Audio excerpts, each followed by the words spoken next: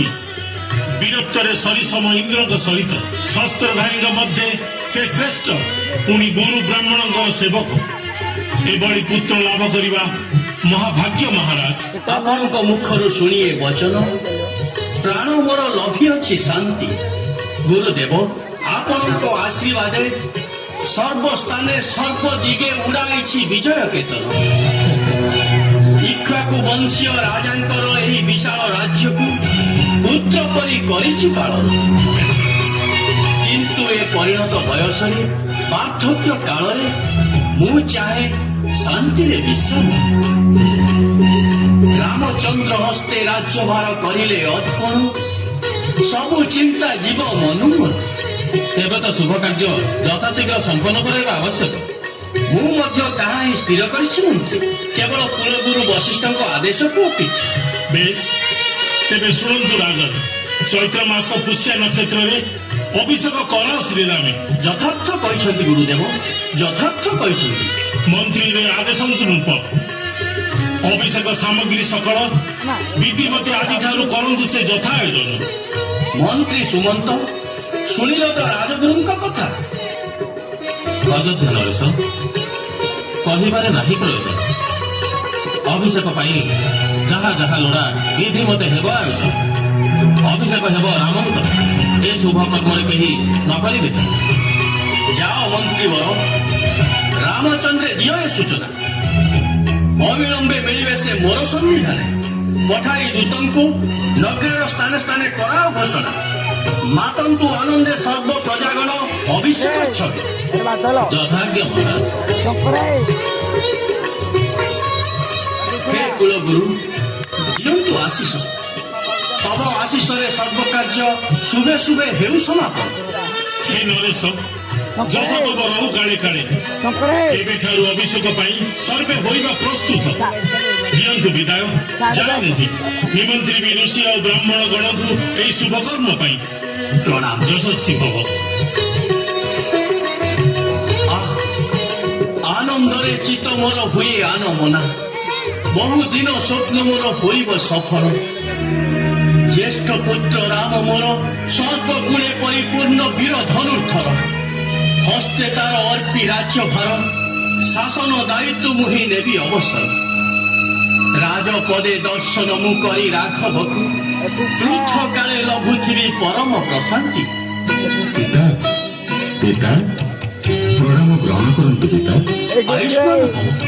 ପୁତ୍ର ରାମଚନ୍ଦ୍ର, ମୁଁ ତୁମକୁ ହିଁ ଅପେକ୍ଷା କରିଥିଲି। ଆଦେଶ କରନ୍ତୁ ପିତା, କିବା କାର୍ଯ୍ୟ ମତେ କରିଲେ ସ୍ମରଣ। ବତ୍ସ, କାଲି ରାତ୍ରେ ଦେଖିଲି ମୁଁ ଭୟଙ୍କର ସ୍ୱପ୍ନ। କଣ କହିଲେ ପିତା? ଭୟଙ୍କର ସ୍ୱପ୍ନ? କି ସ୍ୱପ୍ନ ଦେଖିଲେ? ସ୍ୱପ୍ନ ଦେଖିଲି ଭୟଙ୍କର ଶବ୍ଦ କରି ଘଟି ଚାଲିଛି ଉଲ୍କାପାତ। ସ୍ୱପ୍ନର ରହସ୍ୟ ଜାଣିବା ପାଇଁ ଜ୍ୟୋତିଷଙ୍କ ସହ କଲି ପରାମର୍ଶ। କଣ କହିଲେ ଶାସ୍ତ୍ରଜ୍ଞ ଜ୍ୟୋତିଷ? କହିଲେ ସେ, ମୋର ଜନ୍ମ ନକ୍ଷତ୍ରକୁ ଆକ୍ରମଣ କରୁଛି ତିନୋଟି ଦାରୁଣ ଗ୍ରହ, ସୂର୍ଯ୍ୟ, ମଙ୍ଗଳ ଓ ରାହୁ। ବଡ଼ ବିପତ୍ତିର ସୂଚନା। ତେଣୁ ନା ନା ପିତା, ଦେବାସୁର ବିଜୟୀ ରଘୁରାଣଙ୍କୁ କି ବିପଦ ବା ଗ୍ରାସ କରିପାରେ? ଆପଣଙ୍କ ଶୋଭା ନୁହେଁ, ଅଯଥା ଆଶଙ୍କାରେ ବିଚଳିତ ହେବ। ପୁତ୍ର, ମୁଁ ବୃଦ୍ଧ। ଦୀର୍ଘାୟୁ ହୋଇ ସମସ୍ତ ଅବିଳସିତ ବିଷୟ ଭୋଗ କରି ସାରିଛି। ଆଉ ମୋର କୌଣସି ବିଷୟ ବାସନା ଭୋଗ କରିବାର ନାହିଁ, କିମ୍ବା ନାହିଁ ଆଉ ଅପ୍ରାପ୍ତିର ଆଶଙ୍କା। କିନ୍ତୁ ଆଉ ଗୋଟିଏ ଗୁରୁ ଦାୟିତ୍ୱ ବାକି ରହିଛି। ଗୁରୁ ଦାୟିତ୍ୱ? ହଁ ବତ୍ସ, ପ୍ରଚୁର ଦାନ ଦକ୍ଷିଣା ଦେଇ ଶହ ଶହ ଯଜ୍ଞାନୁଷ୍ଠାନ କରି ତୁମକୁ ପାଇଛି ପୁତ୍ର ରୂପେ। ବର୍ତ୍ତମାନ ମୋର ଏକମାତ୍ର ଦାୟିତ୍ୱ ତୁମକୁ ରାଜପଦରେ ଅଭିଷିକ୍ତ କରିବା। ମୁଁ ଜାଣେ ପିତା, ମୋ ପ୍ରତି ଆପଣଙ୍କ ସ୍ନେହ ଅସୀମ। କିନ୍ତୁ ପିତାଙ୍କ ଅଗ୍ରକେ ଦଣ୍ଡଛତ୍ର ଧରିବ କିପରି ପୁତ୍ର? ଶୋଭା ପାଇବ କି ଏହା ଜନସମାଜ? ଭୀତ ହୁଅ ନାହିଁ ବତ୍ସ, କର ମୋର ଆଦେଶ ପାଳନ। ଅସୁନ୍ଦର ଲୋହିବ କାହାକୁ। ସୀତା ସହ ସିଂହାସନେ ତୁମ୍ଭଙ୍କୁ ଦେଖିଲେ ପବିତ୍ର କରିବେ ନେତ୍ର ସମସ୍ତ ପ୍ରଜାଏ। ପିତା ଆଜ୍ଞା ଟାଳିବାକୁ ସାଧ୍ୟ ନାହିଁ ଏଦିନ ପୁତ୍ରର। ତବ ଆଜ୍ଞା ହେଲେ ଚାଲିପାରେ ଅସିଧାରେ। ପ୍ରୀତ ହେଲେ ପୁତ୍ର, ପୁନର୍ବସୁ ନକ୍ଷତ୍ରରେ ରହିଛନ୍ତି ଚନ୍ଦ୍ର। ଚନ୍ଦ୍ର ଯେବେ ପୁଷ୍ୟା ନକ୍ଷତ୍ରରେ ହେବେ ଯୁକ୍ତ ଅଭିଷେକ ପାଇଁ ତାହା ପ୍ରକୃଷ୍ଟ ସମୟ। ତବ ଅଭିଷେକ ଦେଖି ପବିତ୍ର ହୋଇବ ଆତ୍ମା ନିଖିଳ ଅନ୍ତର। ଆସ ବସ, ଆସ ମୋ ସଙ୍ଗରେ।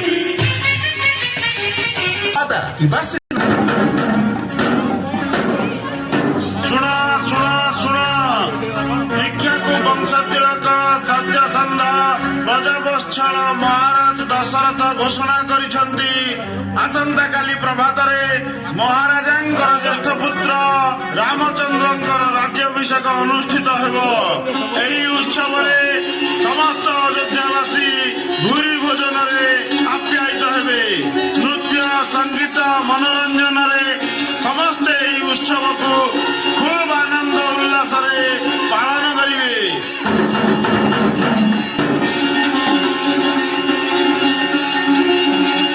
ବଂଶ ତିଳକ ସତ୍ୟସନ୍ଧ ବ୍ରଜବତ୍ସଳ ମହାରାଜ ଦଶରଥ ଘୋଷଣା କରିଛନ୍ତି।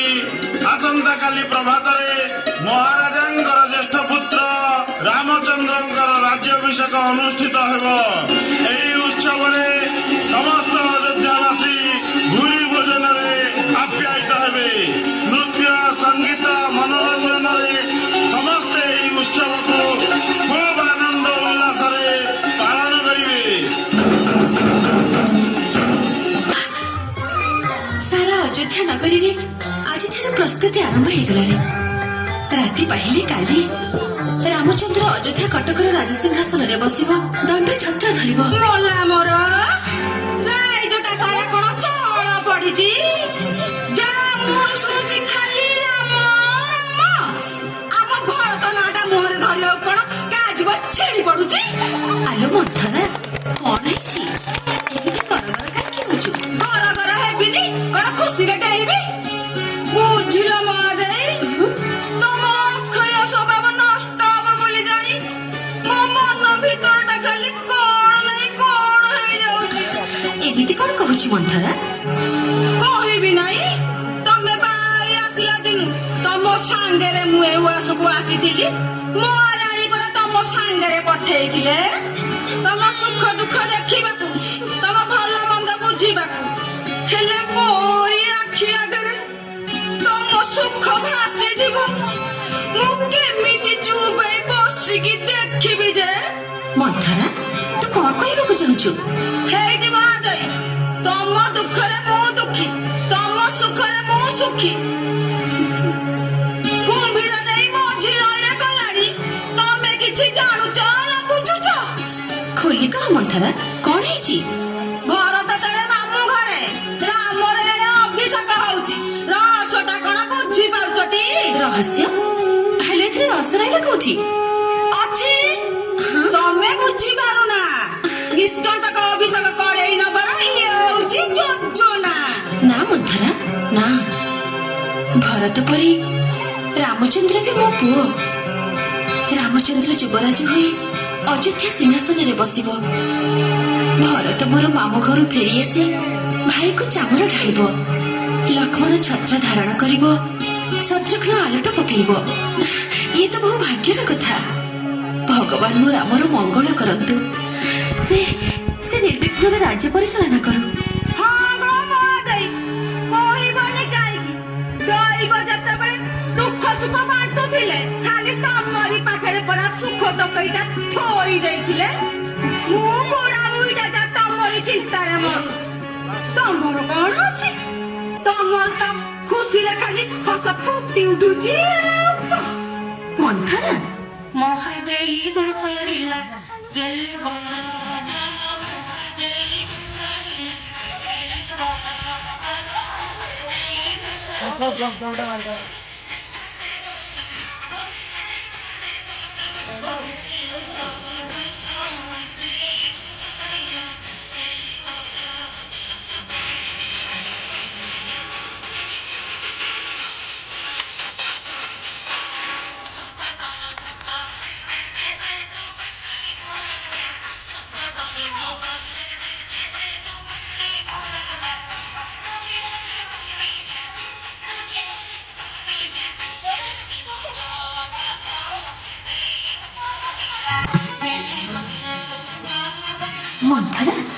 ଇଏ କଣ କହୁଛୁ? ମୋଲା ମୋ କଥା କଣ ତମ ମନକୁ ହେଦୁଛି?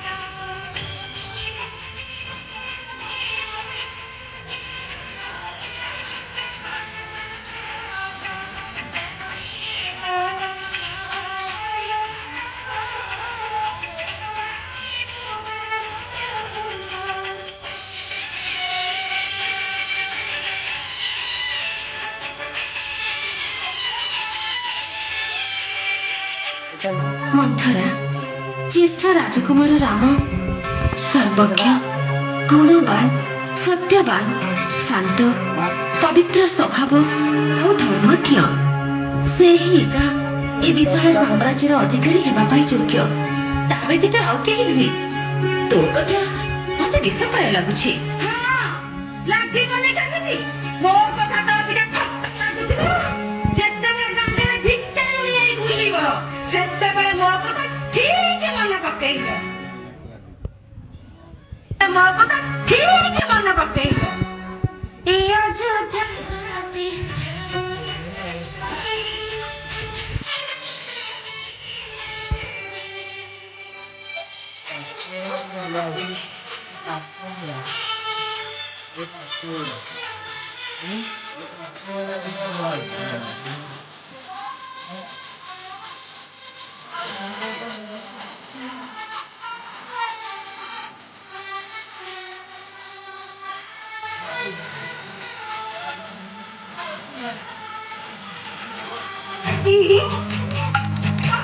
ବୁଝୁନ ରାମକୁ ସିନା ମୁଣ୍ଡରେ ବସେଇଛ, ହେଲେ ରାମ ଯେତେବେଳେ ରାଜସିଂହାସନରେ ବସିବ ସେତେବେଳେ ତମ ଟାଣ ରହିବଟି? କୌଶଲ୍ୟା ହବ ରାଜମାତା, ଆଉ ତମେ ହବ ପୋଇ। ମନ୍ଥରା ତୁ ଯା। ବୃଥାଟାରେ କୋଡ଼ି କଚାଡ଼ି ହେଇ ଲାଭ କଣ କହିଲୁ? ଇଏ ବି ପୁଅ ସିଏ ବି ପୁଅ। ଏ ଇହ ସଂସାରରୁ କିଏ କଣ ନେଇଯାଇଛି ନା ନବ? ମଲା ନବନି ବୋଲି କଣ କତରା ଘୋଡି ହେଇକି ଶୋଇବ? ଏଇଠି ଜମା ଦେଇ ଭାବିକି ଦେଖ, କୋଉଟା ଦେଲ? ଇଏ ବି ପୁଅ ସିଏ ବି ପୁଅ। ସଉତୁଣୀର ପୁଅ କୋଉ କାଳେ ନିଜ ପୁଅ ସାଙ୍ଗରେ ସମାନ ହେଲାଣି ନା ଆଜି ହବ? ନା ମନ୍ଥରା ସେମିତି କହନା। ରାମ ମୋର ପ୍ରାଣଠୁ ବି ଅଧିକ। ମୁଁ ବୁଝୁଛି ରାମଟା ସୁନା ମୁଣ୍ଡା, ହେଲେ ଗାଦିରେ ବସି ସାରିଲା ପରେ ସେ ସୁନା କାଗର କୌଶଲ୍ୟାର ନା ତମର? ଏଇଠି ମହାଦେଇ ବଡ ରାଣୀ ମା ସିଏ ତ ଅବିକା କାହାକୁ ମାନୁନାହାନ୍ତି। ଆଉ ଯେତେବେଳେ ପୁଅ ତାଙ୍କର ରାଜା ହେଇଯିବ ନାଇଁ, ସିଏ ତ ଇନ୍ଦ୍ର ଚନ୍ଦ୍ର ମାନିବେନି। ତମେ କହିଲ ମହାଦେଇ, ଆମ ଭରତ ରାମଠୁ କୋଉ ଗୁଣରେ କମ ଅଛି? ରୂପରେ ନା ଗୁଣରେ? ଏ ମହାରାଜା ଖାଲି ସବୁବେଳେ ରାମ ରାମ ହଉଛନ୍ତି ନା? ଏ ମହାରାଜାଙ୍କର ଏତେ ଟିକେ ଯଦି ଭରତ ପ୍ରତି ସ୍ନେହ ଥାନ୍ତା ତାହେଲେ ତାଙ୍କ କଥା ଭାବି ନଥାନ୍ତେ? ଆରେ ବାବା, ରାଜା ନକଲେ ନାହିଁ। ଭରତ ତାକୁ ମାମୁଁ ଘରକୁ ପଠେଇ ଦେଇ ଏଠି ଲୁଚେଇକି ଅଭିଷେକ କରିବାକୁ ବାହାରୁଛ। ତୁ ସତ କହୁଛୁ ମନ୍ଥରା। ମହାରାଜା ରାମକୁ ଦଣ୍ଡେ ନ ଦେଖିଲେ ରହିପାରୁନାହାନ୍ତି। ଭରତ ଏତେ ଦିନ ହେଲେ ମାମୁଁ ଘରକୁ ଗଲାଣି, ତା କଥା ତାଙ୍କର ଥରେ ମନେ ପଡ଼ିଲାଣି। ଟିକେ ବାଟକୁ ଆସିଲେଣି। ଏଇ ମୁଥରା ମନେ ମନେ କଣ ଭାବୁଛୁ? କୋଉ କଥା ଆଉ ଭାବିବି? ତମ କଥା ଆଉ ମୋ ଭାରତ କଥା। ତୁ ଯାହା କହୁଛୁ ମୁଁ ବୁଝୁଛି, ହେଲେ ମହାରାଜା ତ ସବୁ ଆୟୋଜନ କରିସାରିଛନ୍ତି। ଭରତ ରାଜା ହବ କେମିତି? ବାଟ ଅଛି। କଥାରେ କହନ୍ତିନି ସାହସେ ମରି ସାହସେ ତରି, ସାହସେ ଘର ଦୁଆର କରି। ଏ ମନ୍ଥରା ଯଦି ନଥାନ୍ତା ନା ତମେ ସେ କଥା ପୁରା ଭୁଲି ଯାଇଥାନ୍ତ। ତୁ କୋଉ କଥା କହୁଛୁ? ମଲା ମୁଁ ପରା ଜାଣିଛି ତମେ ପାଶୋରି ଯାଇଥିବ। ହେଇଟି ମହାଦେଇ ଦେବାସୁର ଯୁଦ୍ଧକୁ ଗଲାବେଳେ ତମେ ଯୋଉ ମହାରାଜାଙ୍କ ସେବା ଶୁଶ୍ରୂଷା କରିଥିଲ ସେଥିରେ ଖୁସି ହେଇ ସେ ଦିଟା ବର ତମକୁ ଯାଚିଥିଲେ। ତମେ କହିଥିଲ ଦରକାର ବେଳେ ମାଗିଦବ ବୋଲି। ସେ କଥା କଣ ତମର ମନେ ପଡୁନି? ମନେ ପଡ଼ିଲା, ସତ କଥା ତ। ଏଇ ହଉଛି ଉପଯୁକ୍ତ ସମୟ। ତମେ ରାଜାକୁ ସେଇ ଦିଟା ବର ମାଗ। କିନ୍ତୁ କଣ ମାଗିବି? ଓହୋ ମହାଦେଇ, ସବୁ କଥା କଣ ମୁଁ ବୁଝେଇବି? ହଉ ହେଲା କହୁଛି। ପ୍ରଥମ ବରରେ ମାଗିବ ଭରତ ରାଜା ହବ, ଆଉ ଦ୍ୱିତୀୟ ବରରେ ମାଗିବ ରାମ 14 ବର୍ଷ ବନବାସ ଯିବ।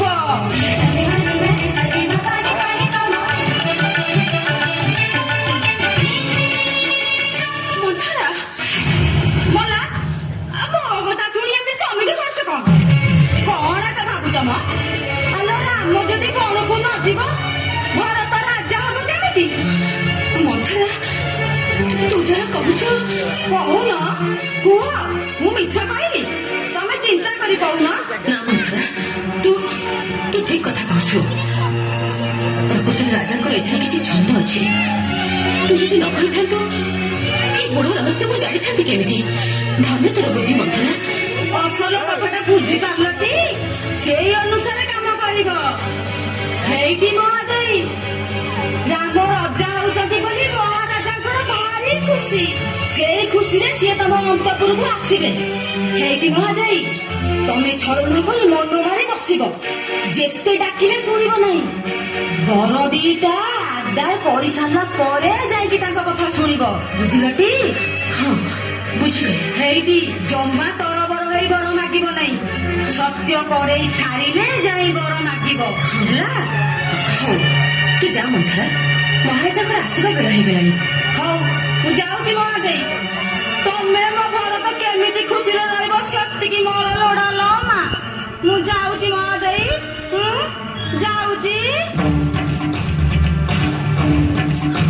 ମନ୍ଥରା ଠିକ ବେଳରେ ଅସଲ କଥାଟା କହିଗଲା। ମହାରାଜା ଆସିବା ପୂର୍ବରୁ ମତେ ମନ ମାରି ବସିବାକୁ ହବ।